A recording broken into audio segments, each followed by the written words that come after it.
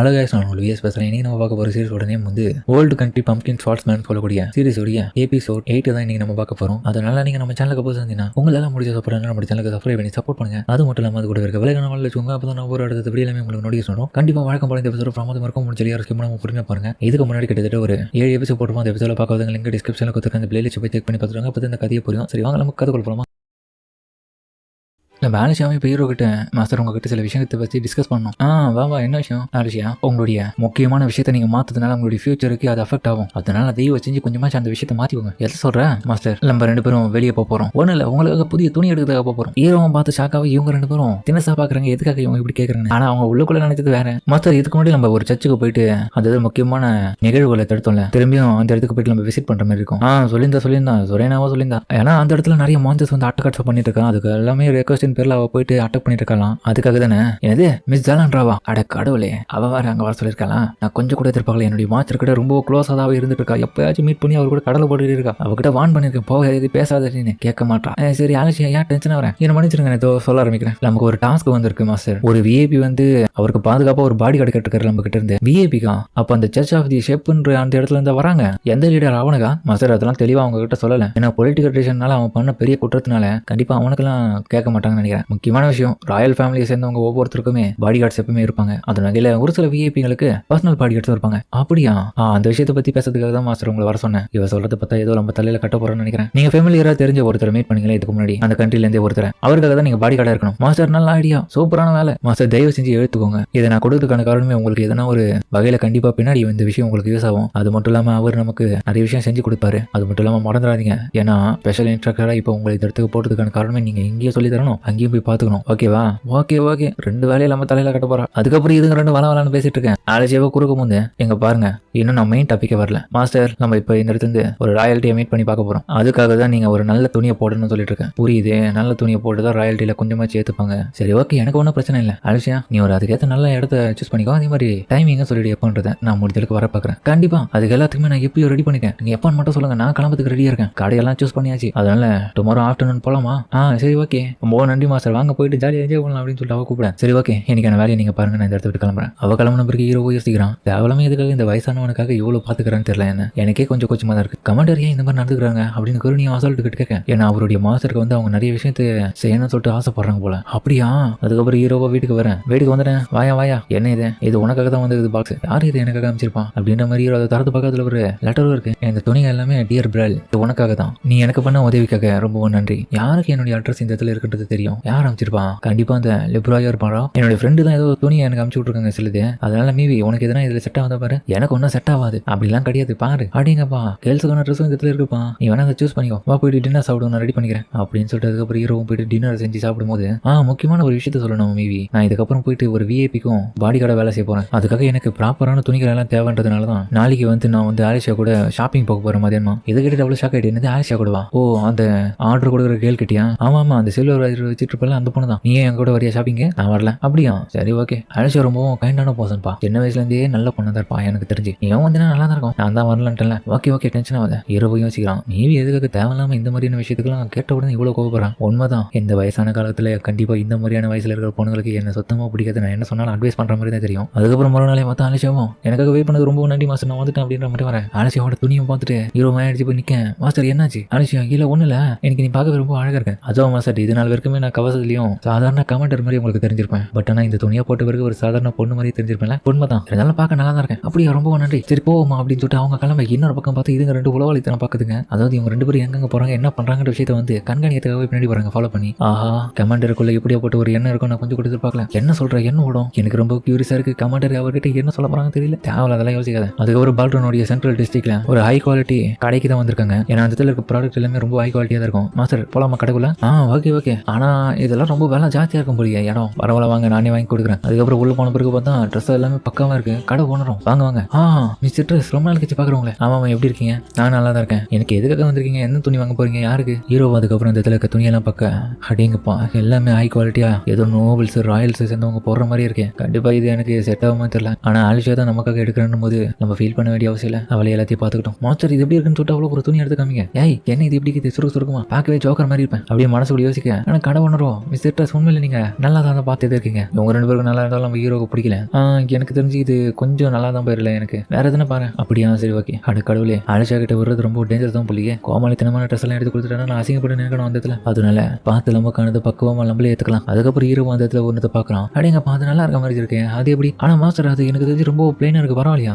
பரவாயில்ல எனக்கு கம்ஃபர்டபுளா இருக்குமா? எனக்கு செட் ஆகும் மாஸ்டர். உங்களுக்கு ஓகேனா எனக்கு ஓகே தான். சரி ஓகே அதை எடுத்து கொஞ்சம் காமிக்கிறீங்களா? அதுக்கப்புறம் அந்த ஓனரும் அதை வாங்கி பேக் பண்ண ஆரம்பிக்க. ஷபாரியும் ஆலிஷா கிட்ட என்னத்துக்கு விட்டு இருந்தா எல்லாம் நாசமாயிட்டு இருக்கும். நல்ல வேலை நமக்கானதை நம்மளே சூஸ் பண்ணிட்டோம். நல்ல வேலையா? சரி மாஸ்டர் தேவையான துணியை வாங்கியாச்சு. அடுத்த கட்டமா நம்ம எந்த கடைக்கு போகலாம்? சரி வாங்க போயிட்டு லஞ்சு சாப்பிட்டுட்டு போயிடுவோம். சரியா சொன்னேன். லஞ்சு போயிட்டு சாப்பிட திருப்தியா. அதுக்கப்புறம் அவங்க போறது பார்க்கும்போது ஏன்பா இவங்க 2 பேரும் நல்ல கப்பல் மாதிரி தெரியுதுப்பா. ஏதோ துணி வாங்க வந்த மாதிரி தெரியல. டேட்டு வர மாதிரி இது சொல்லிட்டு குருணியும் சொல்ல சென்ட்ரல் டிஸ்ட்ரிக்ட்லயே ரொம்ப சூப்பரான ரெஸ்டாரண்ட்டுக்கு தான் நம்ம ஆலிஷா ஹீரோவை கூட்டிட்டு வந்திருக்கான். ஏன்பா இந்த இடம் ரொம்ப பிரம்மாண்டமா இருக்கு. எல்லாமே காஸ்ட்லியா இருக்கும் போலயே. அதுக்கப்புறம் அவங்களுக்கான சாப்பாடுலாம் எடுத்து வந்து கொடுக்க அதுவும் பார்க்க அழகா அலங்கரிச்சு எடுத்து வந்திருக்காங்க. சாப்பிடலாமா ஆலிஷா? இதெல்லாம் ஏன் கூச்ச போறீங்க மாஸ்டர்? சாப்பிடுங்க. அப்படியா சரி ஓகே அப்படின்னு சொல்லிட்டு ஹீரோ சாப்பிட ஆரம்பிக்க. இன்னொரு பக்கம் அவன் மனசு குடிக்க வச்சு சிரிச்சிருக்கா. நானும் என்னுடைய மாஸ்டரும் ஷாப்பிங் பண்ணியாச்சு. லஞ்சும் ஒன்னா சேர்த்து சாப்பிட்டாச்சு. கண்டிப்பா இது ஒரு டேட்டுக்கான ஆரம்பம் தான். அதுக்கப்புறம் என் மனசுல இருக்க மொத்த விஷயத்தையும் அவர்கிட்ட சொல்லிடுவேன். அப்படி நான் சிரிச்சிட்டு இருக்கேன். என்னாச்சு சிரிச்சிட்டு இருக்கேன்?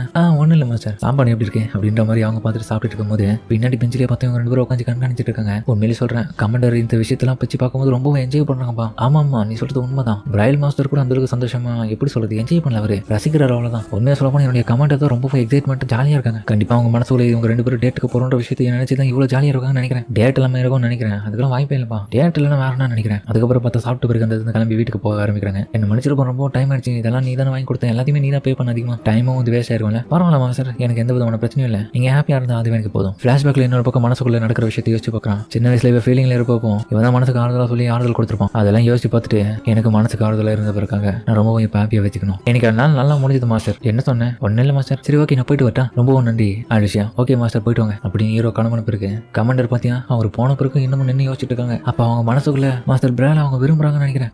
என்னடா பண்ணிட்டு இருக்க? அப்புறம் பார்த்தா அவன் போயிட்டு நேரடியாக கேட்க வந்து போறான். கமாண்டர் என்ன விஷயம்?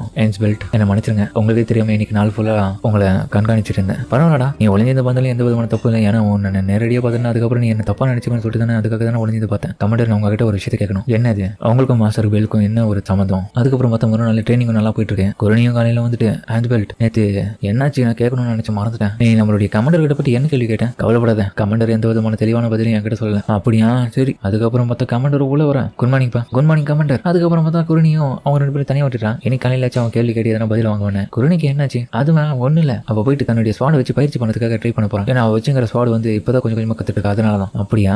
அப்புறம் அவனை யோசிச்சு பார்க்கறான். நேற்று கேட்ட கேள்விக்கு என்ன சொல்றானா எனக்கு என்னுடைய மாஸ்டர் ஹாப்பியாக வச்சுக்கணும் அவ்வளோதான் அப்படின்னு சொல்லிட்டு வேற எந்த விதமான பதிலும் சொல்லாமல் கிளம்பிருப்பான். அதுக்கப்புறம் பார்த்தா ஆஞ்சபெல் கிட்ட என்ன மன்னிச்சிரு ஆஞ்சபெல்ட் உங்க எல்லாருடைய ட்ரைனிங்ல நான் தலையிறதுக்கு. ஆனால் இப்போ கொஞ்ச நேரத்துக்கு மட்டும் இந்த ட்ரைனிங் ஆளை நான் கொஞ்சம் பயன்படுத்திக்கலாமா? என்ன சொல்ல வரீங்க? ஏன்னா நானும் என்னுடைய மாஸ்டரும் இந்த இடத்துல சேலஞ்ச் பண்ண போறோம். என்னது நீங்களும் உங்களுடைய மாஸ்டருமா? ஆமா. காரணம் என்னன்னா இந்த இடத்துல அவருடைய பவரையும் யாரும் குறைச்சி இட போட்டுக்கூடாதுல. அதுக்காக தான் இப்போ வரப்போற ராயல் ஃபேமிலி மீட்டிங்ல வந்து என்னை எதிர்த்து அவர் சண்டை போடுறா. அவருடைய திறமை இந்த இடத்துல நிரூபிக்கிறது மூலியமா எல்லாருக்கும் தெரிஞ்சிடும் அவர் எவ்வளவு பெரிய பலமானவர்னு. அப்ப இது எல்லாமே நீங்க அவருக்காக தான் செய்றீங்களா? பட் இருந்தாலுமே என்ன கேட்டீங்கன்னா அவர் ரொம்ப ஸ்ட்ராங் தான். அவருக்கு நிறைய வித்தியை தெரிஞ்சு வச்சுட்டு இருக்காரு. இருந்தாலும் உங்ககிட்ட ஒரு விஷயத்தை கேட்கணும். சொல்லு என்ன விஷயம்? நீங்க உங்களுடைய மாஸ்டரை நேருக்கு நேர் எதிர்க்கிறதுக்கான காரணம் என்னன்னு அவர் நான் தோக்கடிச்சேன்னா அந்த மீட்டிங்ல எல்லாருக்கிட்டையும் மரியாதை அவருக்கு கிடைக்குது இல்லையோ. பட் நான் என்னுடைய மனசுல இருக்கிற விஷயத்தை அவர்கிட்ட சொல்லிடுவேன். சரி நான் ரெடியா இருக்கேன் அப்படின்னு சொல்லிட்டு அவ கிளம்பி இன்னொரு பக்கம் பார்த்து குருணியும் ஆமா என்ன சொன்னாங்க அவங்க மாஸ்டர் பிரேல எதிர்த்து அவங்க சண்டை போட போறாங்களா இந்த இடத்துல. அது மட்டும் இல்லாம நடக்க போற போட்டியில அவங்க ஜெயிச்சிட்டாங்கன்னா மாஸ்டர் பிரேல் கிட்ட தன்னுடைய மனசுல இருக்க விஷயத்தை சொல்லிடுவாங்களா? என்னது மனசுல இருக்க விஷயமா? அப்ப நான் லவ் பண்றேன்னு சொல்லிடுவாங்களோ? அப்ப நேத்து அவங்க டேட் போனது நான் நினைச்சது எல்லாமே கரெக்ட் தான். தப்பு இல்ல. போ நம்மளுடைய கமாண்டர் மாஸ்டர் விரும்புறதா ரொம்ப நல்ல விஷயம் தான். ஆமாமா கமாண்டர் ரொம்ப அழகானவங்க, இன்டெலிஜென்ட்டானவங்க, ரொம்ப ஸ்ட்ரிக்டானவங்க கூட.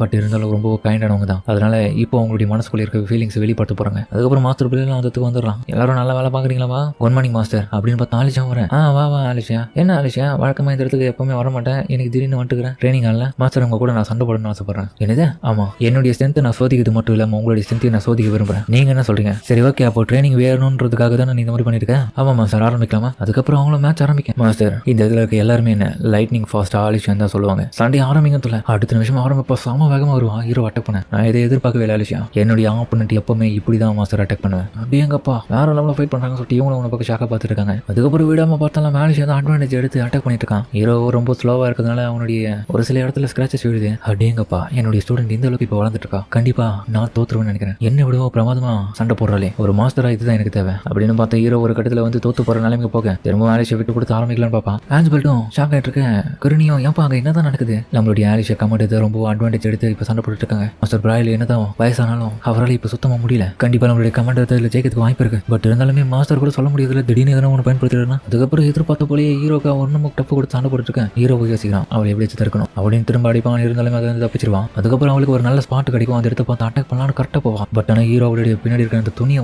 இழுத்து பிடிச்சி கீழே தள்ளி விட்டுருவான். நான் ஜெயிச்சிட்டேன், இப்படி முடியும் நான் கொஞ்சம் கூட எதிர்பார்க்கலையே. ரியல் பேட்டில் ரூல்ஸாக இருந்தால் இது ஒத்துக்கலாம், சும்மா சாதாரண சண்டை தானே. நீங்க என்ன தோக்கடிச்சிருக்கீங்க மாஸ்டர், அப்படிலாம் வேலைச்சியா நீயும் ரொம்பவும் நல்லா தேறிட்டேன். அதனால இதுக்கப்புறம் நான் வச்சுக்கோ, எந்த ஒரு சண்டையா இருந்தாலும் இந்த மாதிரி துணி வச்சுலாம் ரொம்ப சண்டை போடாத, அது உன்னுடைய ஆப்பனட்டுக்கு சாதகமாக கூட அமையலாம். நல்லா புரிஞ்சு மாஸ்டர், ரொம்ப நன்றி அப்படின்னு ஹாப்பி ஆகிட்டு அவனும் கிளம்ப. ஹீரோவும் சரி லஞ்ச் டைம் வந்துச்சு போய் சாப்பிடுவா. ஹீரோவும் அதுக்கப்புறம் போன பிறகு ஆலிஷா கிட்ட இவங்க 2 பேரும் கேள்வி கேட்கறாங்க. கமாண்டர் என்ன தோத்து போயிட்டீங்க, அப்போ உங்க மனசுல இருக்குது அப்படின்னு ஒரு நீ கேட்க. என்னடா சொல்லிட்டியா? சாரி கமாண்டர், என்ன மன்னிச்சிருங்க, அவன் துருன்னு கேட்டான், அதனால சொல்லிட்டேன். சரி பிரச்சனை இல்லை. ஆமா நினைச்சேன் சொல்லணும் தான் அவர்கிட்ட, பட் ஆனால் நான் தான் தோத்துட்டேனே. இருந்தாலுமே நீங்க ரொம்பவும் ஜாலியாக என்ஜாய் பண்ணிங்க போல. ஆமா எனக்கு தேவை எப்பவுமே என்னுடைய மாஸ்டர் ரொம்ப ஹாப்பியா இருந்தா அதுவே எனக்கு போதும், அதுதான் எனக்கு தேவை அப்படின்னு சொல்லவும் இப்போ ஹீரோவை காமிக்க. எப்பாடியும் ஆலிஷா கூட போட்ட சண்டையில எப்படி ஒரு வழியை ஜெயிச்சிட்டு இருக்கா. ஆனா என்னுடைய ஸ்டூடெண்ட் ரொம்ப பயங்கரமா எனக்கே டப்பு கொடுத்தா அன்னைக்கு. மீவியும் அப்போ நீ சண்டை போடும்போது அந்த பொண்ணு உன்னை பார்த்து சண்டை போட்டுருந்தாளா, ஸ்மைல் பண்ணியிருந்தாளா, உங்க கூட இருக்கும்போது ஜாலியா இருந்த மாதிரி சொன்னால.